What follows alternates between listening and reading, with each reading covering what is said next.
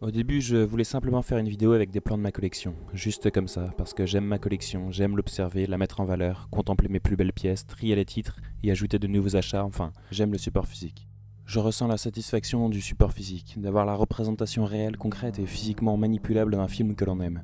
Il n'y a pas de meilleure sensation quand on en vient à collectionner que ce pur plaisir, simple mais très agréable et unique.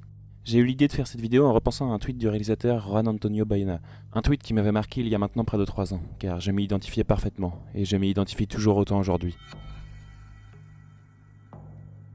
Ce tweet est accompagné d'une photo du réalisateur dans sa propre collection de films sur support physique.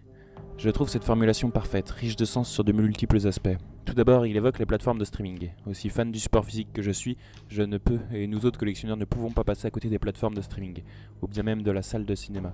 Ce sont 3 manières de voir un film, 3 expériences différentes mais complémentaires. Oui, le streaming est là, avec tous ces avantages qu'il propose. On en regarde, mais ce n'est pas de ça dont il s'agit ici.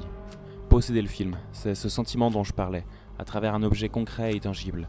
Là où je ressens de la frustration pour certains films que je ne peux posséder. À titre d'exemple personnel, je fais la collection des films de Michael Bay, je les ai tous en Blu-ray à une exception près. Six Underground, une exclusivité Netflix. Je suis frustré de ne pas pouvoir compléter la filmographie d'un réalisateur que j'aime, et c'est cette frustration qui me fait comprendre et sentir à quel point j'aime et je prends plaisir à posséder un film. C'est ce qui me fait chérir ma collection et les films que j'aime.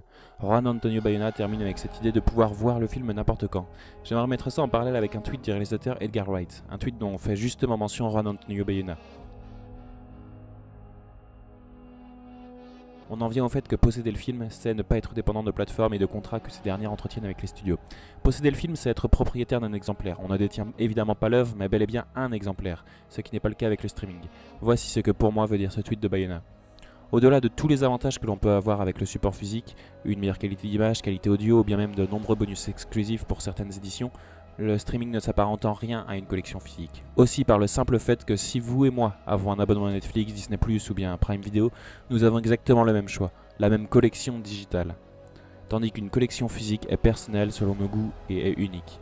Chaque titre possédé en Blu-ray, DVD 4K ou sous toute autre forme a une petite histoire, que ce soit un simple achat en grande surface, que ce soit un film acheté d'occasion, que ce soit un import d'un pays étranger, que ce soit un film acheté lors d'un voyage ou bien mieux encore, que ce soit un cadeau qui nous est offert. C'est cet aspect de notre collection qui la rend unique par rapport à celle des autres et qui nous la fait porter dans notre cœur. Notre collection, c'est une extension de nous, de notre personnalité, de notre vie. C'est ce qui rend le support physique si formidable.